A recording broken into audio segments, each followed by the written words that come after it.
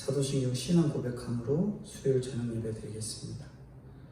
전능하사 천지를 만드신 하나님 아버지를 내가 믿사오며 그 외아들 우리 주 예수 그리스도를 믿사오니 이는 성령으로 잉태하사 동정녀 마리아에게 나시고 본디오 빌라도에게 고난을 받으사 십자가에 못 박혀 죽으시고 장사한 지 사흘 만에 죽은 자 가운데서 다시 살아나시며 하늘에 오르사 전능하신 하나님 우편에 앉아 계시다가 저리로서 산자와 죽은 자를 심판하러 오시리라.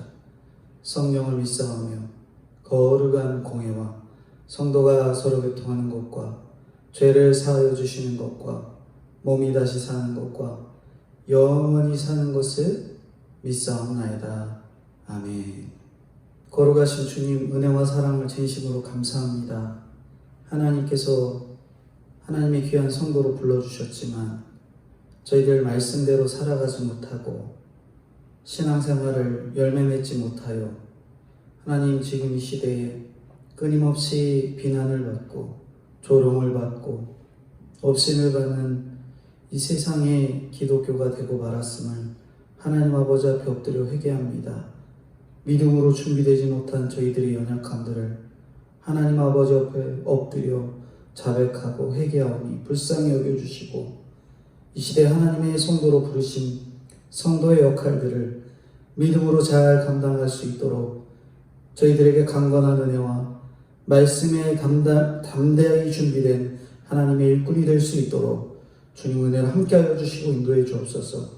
이 시간도 필요한 말씀으로 부어주사 은혜로 함께하여 주시고 저희들이 믿음으로 걸어가야 할 그 믿음의 길들을 잘 들을 수 있는 길을 열어주시고 인도해 주옵소서. 시정을 주님 아버지 앞에 맡겨드리오며 거룩하시고 은혜가 풍성하신 예수님의 이름으로 기도드리옵나이다. 아멘. 성경 말씀 보겠습니다. 성경 말씀은 로마서 2장 17절입니다. 로마서 2장 17절부터 29절까지 로마서 2장 17절부터 29절까지 말씀입니다. 제가 봉독해드리겠습니다. 로마서 2장 17절 유대인이라 불리는 내가 율법을 의지하여 하나님을 자랑하며 율법의 교훈을 받아 하나님의 뜻을 알고 지극히 선한 것을 분간하며 맹인의 길을 인도하는 자요 어둠에 있는 자의 빛이요 율법에 있는 지식과 진리의 모본을 가진 자로서 어리석은 자의 교사요 어린아이의 선생이라고 스스로 믿으니 그러면 다른 사람을 가르치는 내가 내 자신을 가르치지 아니하느냐? 도둑질하지 말라 선포하는 내가 도둑질하느냐? 간음하지 말라 하는 내가 간음하느냐? 우상을 가증히 여기는 내가 신전 물건을 도둑질하느냐? 율법을 자랑하는 내가 율법을 범함으로 하나님을 욕되게 하느냐? 기록된 바와 같이 하나님의 이름이 너희 때문에 이방인 중에서 모독을 받는도다. 내가 율법을 행하면 할례가 유익하나 만일 율법을 범하면 내 할례는 무할례가 되느니라. 그런즉 무할례자가 율법의 규례를 지키면 그 무할례를 할례와 같이 여길 것이 아니냐. 또한 본래 무할례자가 율법을 온전히 지키면 율법 조문과 할례를 가지고 율법을 범하는 너를 정죄하지 아니하겠느냐. 무릇 표면적 유대인이 유대인이 아니요 표면적 육신의 할례가 아니니라. 오직 이면적 유대인이 유대인이며 할례는 마음에 알지니 영에 있고 율법 조문에 있지 아니한 것이라. 그 칭찬이 사람에게서가 아니요 다만 하나님에게서니라. 아멘. 로마서 2장 17절부터 29절까지 하나님께 칭찬받는 4가지 비결에 대해서 말씀합니다. 우리는 하나님께 어떤 칭찬을 하나님께 어떻게 칭찬을 받을 수 있을까? 그 비결이 무엇일까? 생각해 보셔야 됩니다. 특히 기독교 초기 신앙에는 율법적인 것이 굉장히 강조되어서 율법을 지키는 신앙인들을 향해서 주님을 향한 칭찬이 있을 것이다. 라는 그런 기복적인 신앙을 가지고 그렇게 신앙생활을 많이 해왔죠. 불과 10여 년 전만 해도 신앙을 지키겠다고 불신자인 남편과 이혼하거나 혹은 따로 살거나 자기의 신앙을 지키겠다고 가정을 어렵게 하는 일들을 보면서 주변의 신앙인들이 와, 저 사람이 신앙이 좋네, 저 사람은 신앙을 지키네, 훌륭하다, 칭찬을 했던 그러한 상황들이었죠. 하지만 이런 칭찬이 아니라 오늘 본문을 통해서 어떻게 해야 하나님께 진짜 칭찬을 받을 수 있을까 하는 내용들을 살펴보고자 합니다. 사도 바울은 건강하지 못한 유다인들의 신앙을 지적하면서 당시 로마의 성도들과 오늘 이 시대에 오늘 우리에게 동일한 교훈을 말씀해주고 있습니다. 첫 번째로 칭찬을 받으려면 책망을 잘 주고받아야 한다고 말씀합니다.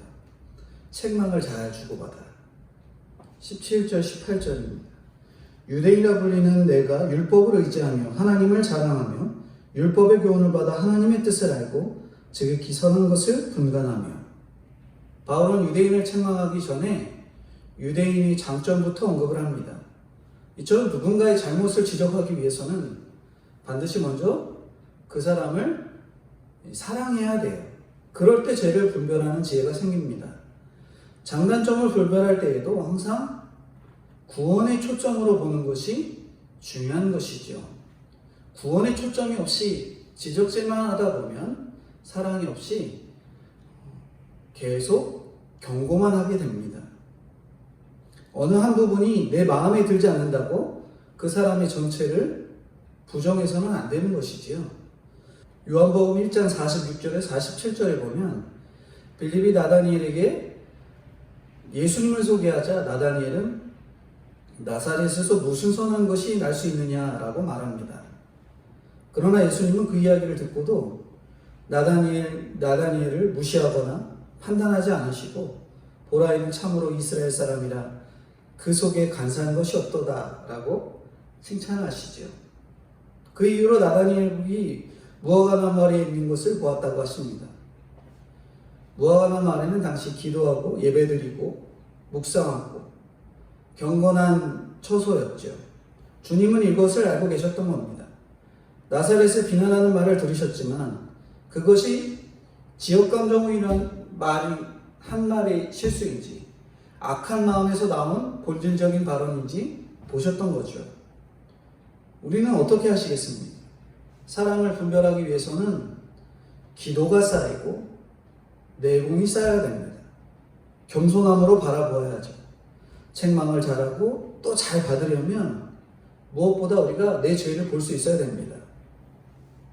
착하고 똑똑한 사람이 분별하는 게 아닙니다. 내 죄 때문에 무너진 경험을 한 사람만이 내 죄를 분별할 수 있는 거죠. 바울 사도도 예수님을 만나기 전에는 누구보다 율법적이고 지식을 자랑하고 그런 사람이었어요. 그런 그가 주님을 만나고 자기 자신의 율법적인 지식이 무너지는 경험을 했기 때문에 편견 없이 유대인의 장단점을 이해할 수 있게 된 것입니다.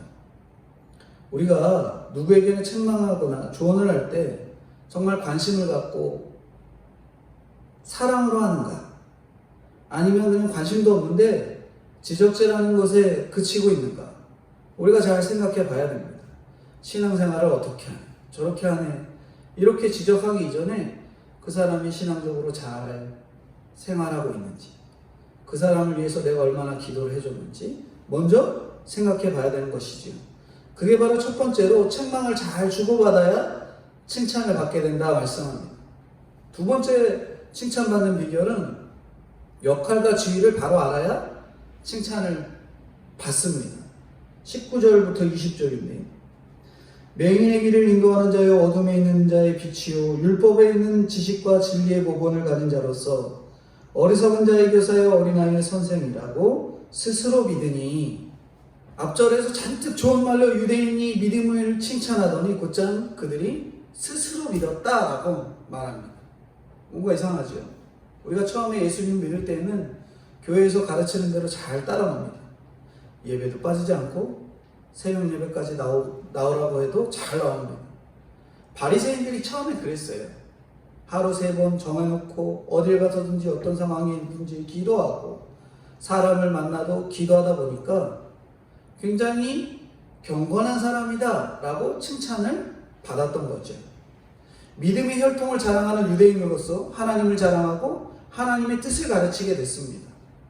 성경을 가르친다는 것은 정신적인 것도 육적인 것도 아닌 영적인 것을 가르치는 고귀한 일이지요. 저도 신학을 하고 목회를 하면서 성도님들이 목회자라는 고귀한 일을 하는 자로서 칭찬을 계속 받다 보면은 자존적인 교만이 발동을 하고, 그래 나는 정말 믿음이 좋은 사람이야, 난 정말 훌륭해, 이런 스스로 자기도 모르게 그렇게 나가게 되는 것이죠.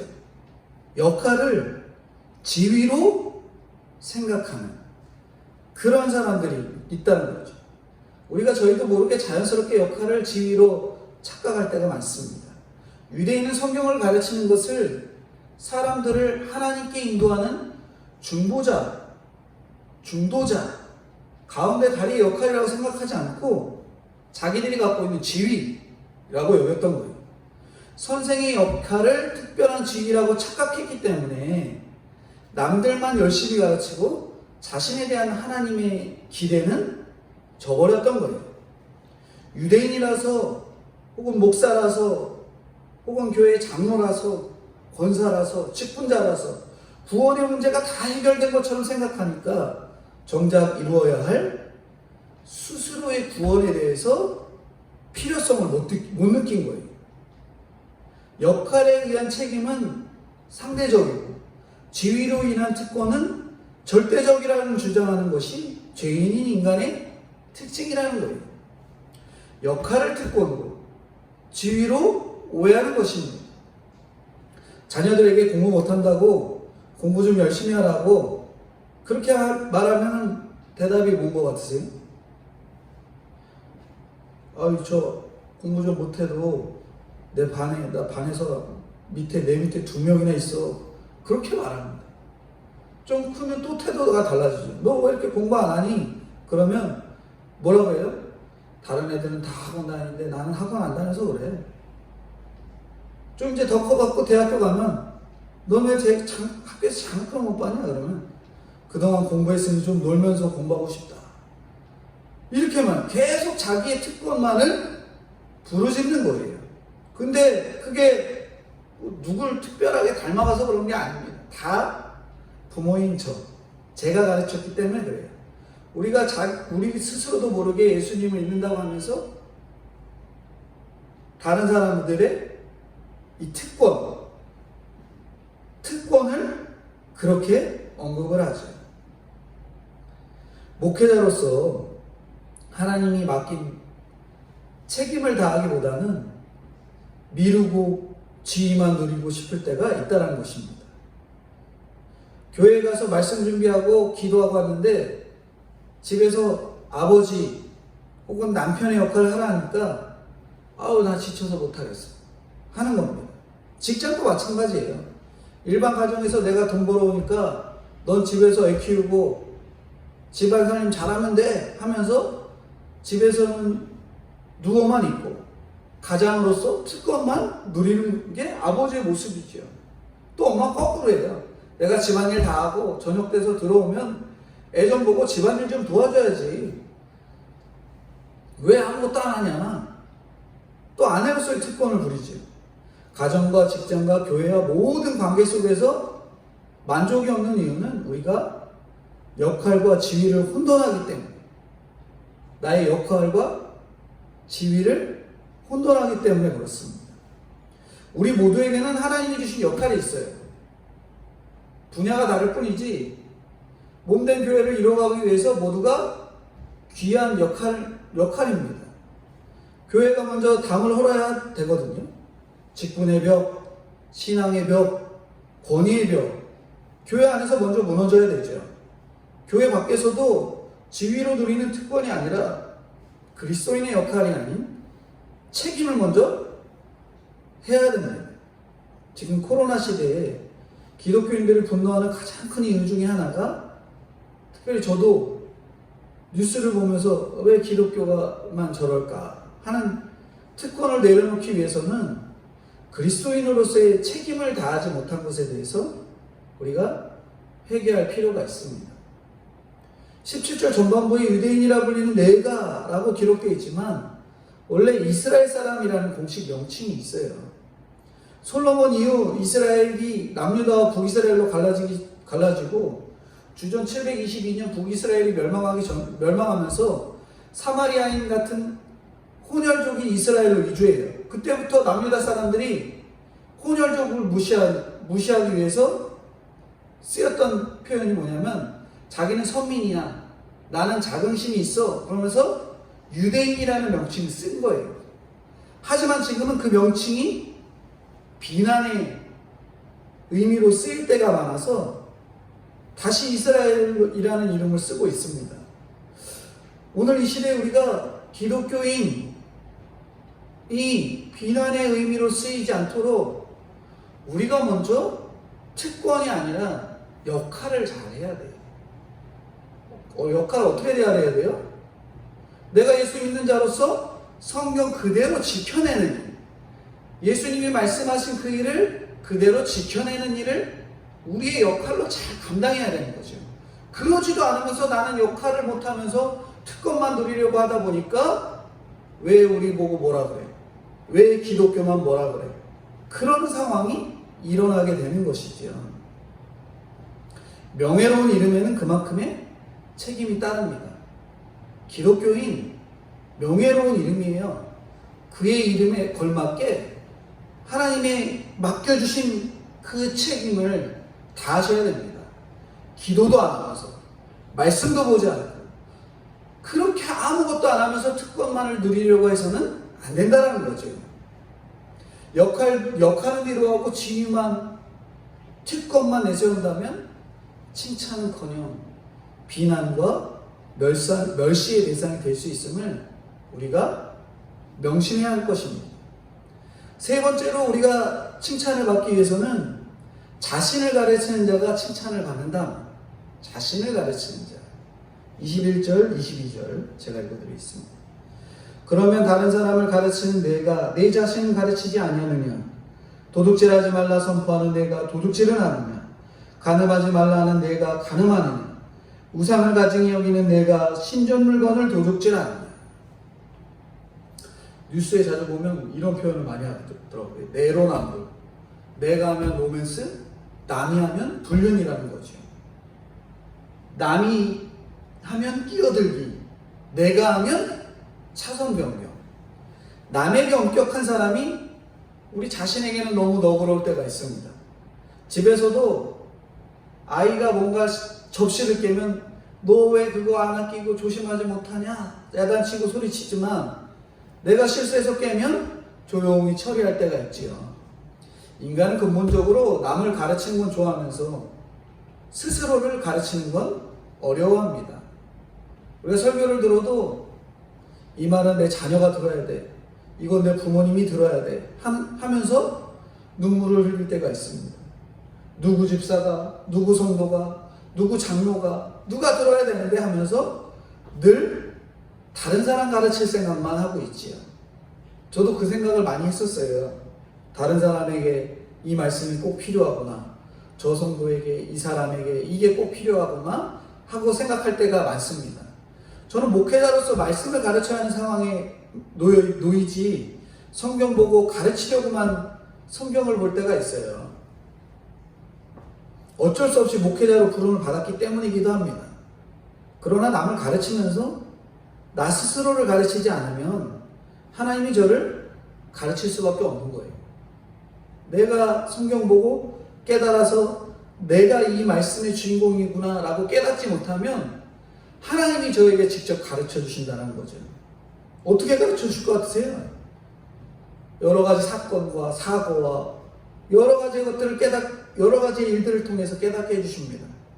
뉴스에 나오는 목사님들이 그저 죄인이구나가 아니라 하나님이 살려주시기 위해 그러셨구나가 깨달아지죠. 저 사람을 나에게 보여주는 이유가 나보고 깨달았구나, 깨달아라 하는 것을 듣는 우리가 돼야 되지. 아유, 목회자라고 하면서 저런 멍청한 실수를 범하냐, 이런 시선으로 봐서는 안 된다는 거죠. 나도 얼마든 그런 실수를 범할 수 있다라는 죄인이라는 것을 깨달아야 돼요. 우리 스스로는 그런 환난의 훈련 이전에 자신이 죄를 낱낱이 보는 그런 노력이 필요한 것입니다. 23절 24절인데요. 율법을 자랑하는 내가 율법을 범함으로 하나님을 욕되게 하느냐. 기록된 바와 같이 하나님의 이름이 너희 때문에 이방인 중에서 모독을 받는도다. 하나님이 제일 싫어하는 것 중에 하나가 하나님을 모독하는 거예요. 유대인은 하나님을 직접 모독하지 않았습니다. 대신 이방인이 하나님을 모독하도록 동기를 제공하죠. 유대인이 율법을 가르치다 보니까 하나님을 모독하게 되었습니다. 어떻게 모독하냐? 하나님의 영광을 가로채는 거예요. 유대인들이 그렇게 하나님을 모독한 거예요. 하나님의 영광을 자기가 가지면서 그렇게 하나님을 모독했던 겁니다. 말씀 보는 거 자랑하고, 기도하는 거 자랑하고, 그 능력으로 남을 가르쳐도 스스로 가르치지 않으면 하나님의 영광도 도둑질하는 거예요. 도둑질하는 거죠. 가르친 만큼의 삶이 없기 때문에 칭찬이 모독으로 바뀌고 내가 믿는 하나님까지 모독받는 것입니다. 믿는 사람 중에 하나님을 모독하기 원하는 사람은 아마도 한 명도 없을 거죠. 그러나 나의 사소한 행동 하나하나가 하나님께 대한 모독이 될 수 있다는 것을 우리가 경계해야 됩니다. 가르치는 사람으로서, 목회자로서 내가 하나님의 뜻대로 온전히 살지 못한 것 때문에 누군가 한 명이 실족하지 않았을까? 날마다 회개하며 기도해야 되는 겁니다. 인간이 이성과 감성의 지배를 받는다고 생각하십니까? 우리가 다 죄라는 공장 출신이기 때문에 눈만 뜨면 죄의 인도를 받고 죄가 속에서 드러나고 죄가 보여지고 나아가게 되죠. 아직도 죄성에서 나오는 생각과 말들이 너무 많아서 날마다 저 자신을 돌봐야 됩니다. 당장 교회차를 끌고 다녀도 교회 이름 붙어있는 차를 가지고 신호를 지키지 않거나 속도를 많이 내어 지키지 않거나 무리한 끼어들기를 하면 안 되는 거예요. 어딜 가든지 질서를 잘 지키고 양보를 해야 됩니다. 그것이 그리스도인의 역할에 따르는 책임인 거예요. 남들이 지키든 안 지키든 하나님의 영광을 가로채지 않도록 우리가 스스로 엄격하게 나를 가르치고 나를 이 성경의 본문에 빗대고 나아가야 되는 거죠. 그게 바로 칭찬받는 비결 세 번째입니다. 마지막 네 번째 칭찬받는 비결은 외형이 아니라 내실이 있는 자가 칭찬을 받는다라는 거예요. 25절부터 27절입니다. 내가 율법을 행하면 할례가 유익하나 만일 율법을 범하면 내 할례는 무할례가 되느니라. 그런즉 무할례자가 율법의 규례를 지키면 그 무할례를 할례와 같이 여길 것이 아니냐.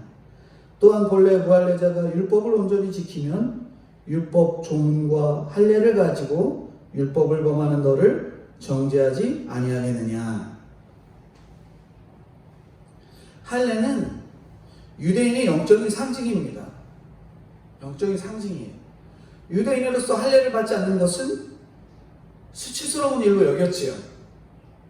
유대인은 할례뿐 아니라 월사, 각종 절기, 대회, 성회, 온갖 종교 의식을 동원했고 그 의식은 점점 화려하고 장엄해졌습니다. 왜 그들이 할례나 의식에 연연했을까?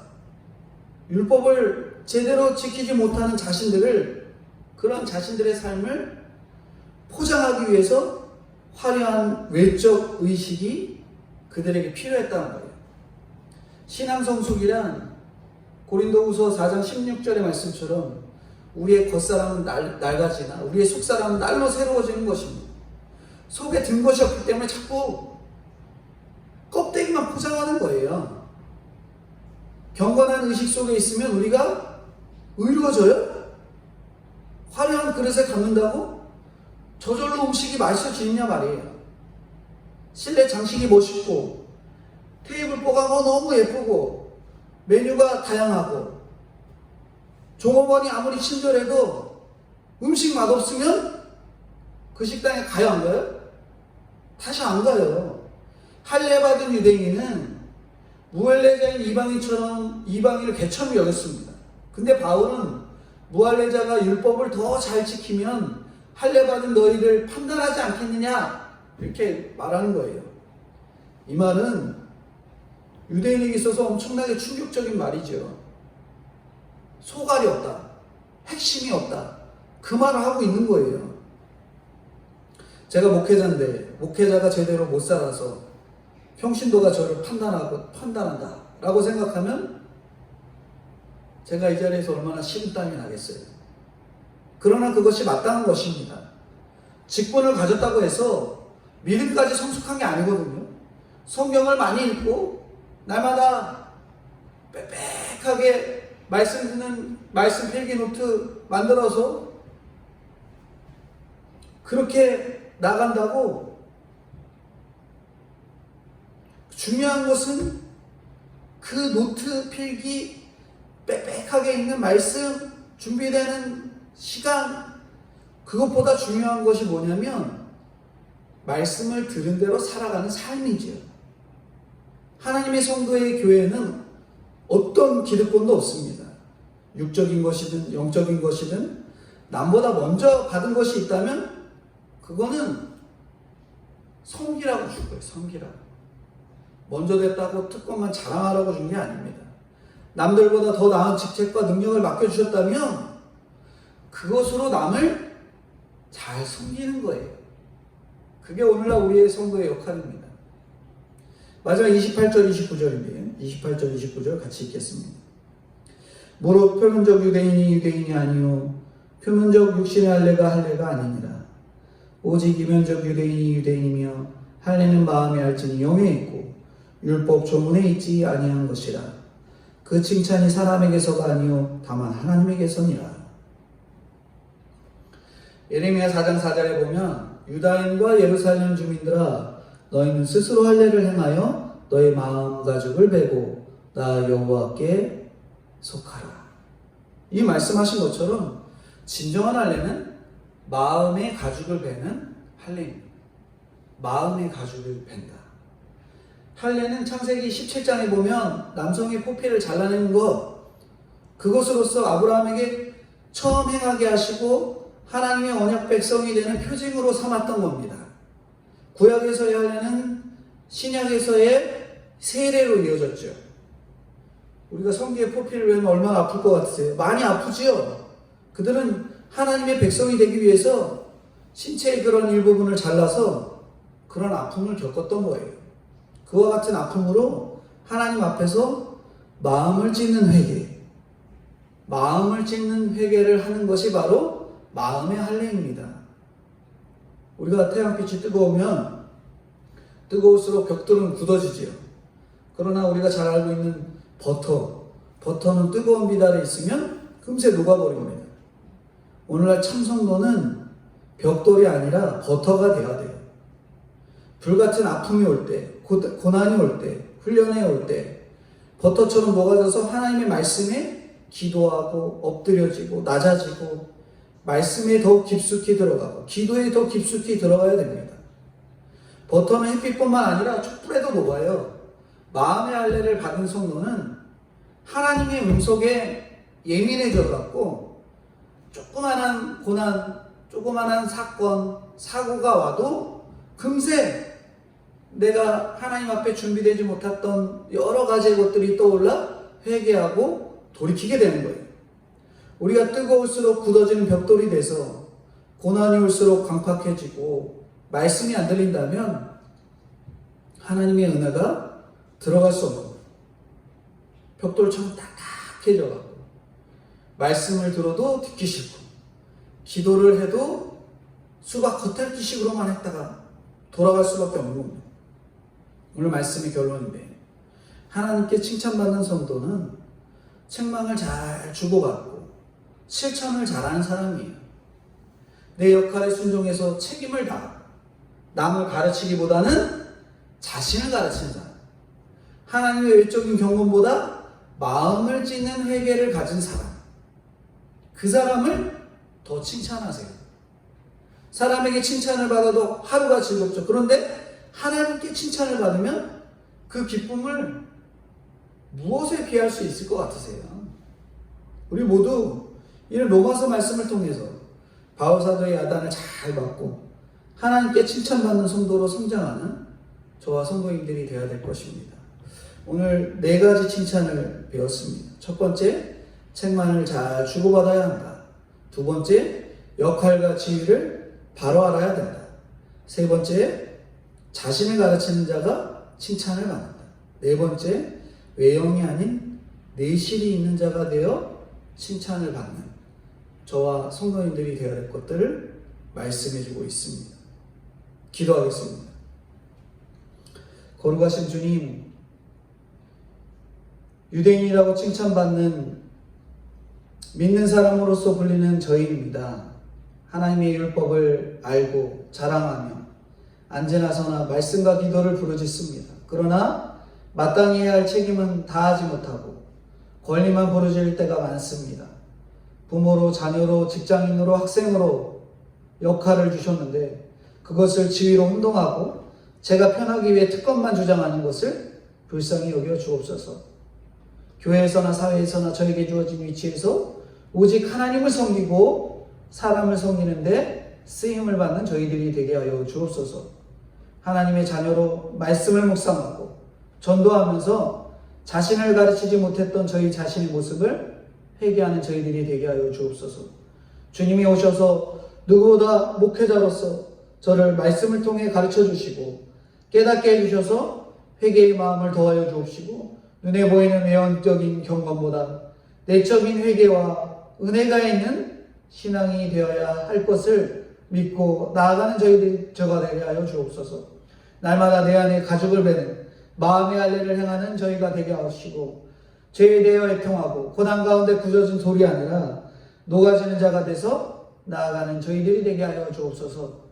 여전히 사람에게 인정받기 좋아하고 칭찬받기 좋아하는 저희의 연약함을 불쌍히 여기시고 신앙인으로서 자신의 영광을 구하는 것이 아니라 하나님의 영광을 도적질하는 저희들의 모습을 회개하게 하시고 바울의 책망을 잘 듣고 받아들여 하나님의 칭찬을 받는 저와 성도님들이 되게 하여 주옵소서. 코로나로 오히려 우리의 회개의 시간을 갖게 하시고 주로부터 오는 은혜의 시간으로 보내게 하시고 백신 개발이 빨리 되어 대면 예배가 자유로워지고 하나님 아버지 앞에 귀한 예배 드려지는 귀한 회복의 시간이 되게 하여 주옵소서. 차별금지법이나 낙태법이나 낙태허용법이나 또한 저희를 위한 회개의 신호임을 깨닫고 회개하고 애통하고 기도하여서 통과되지 않도록 주여 인도하여 주옵소서. 예수 그리스도의 이름 받들어 기도드리옵나이다. 아멘. 광고 말씀드립니다. 계속적으로 코로나가 심해지고 있습니다. 이 가운데 우리가 기도하고 칭찬받는 이 비결 4가지를 잘 기억하셔서 남을 정죄하는 일에 그치지 않고 오히려 나를 하나님 아버지 앞에 말씀으로 쳐서 훈련이 되는 귀한 시간이 될 수 있도록 은혜를 함께 하시고 예배는 교회 공지사항 문자를 통해서 반드시 알려드릴 테니까 자리를 지키시고 예배 시간을 잘 지키셔서 온전한 예배가 드려질 수 있도록 그리고 시간을 정해놓고 드리는 이 예배가 흐트러지지 않도록 날마다 준비되어 있는 저와 성도님들이 다 되어야 되겠습니다. 주님 가르쳐 주시도록 예배 마치겠습니다. 하늘에 계신 우리 아버지여 이름이 거룩히 여김을 받으시오며 나라의 임하옵시며 뜻이 하늘에서 이룬 것 같이 땅에서도 이루어지이다. 오늘날 우리에게 일용할 양식을 주옵시고 우리가 우리에게 죄 지은 자를 사하여 준 것 같이 우리의 죄를 사하여 주옵시고 우리를 시험에 들게 하지 마옵시고 다만 악에서 구하옵소서. 대개 나라와 권세와 영광이 아버지께 영원히 있사옵나이다. 아멘.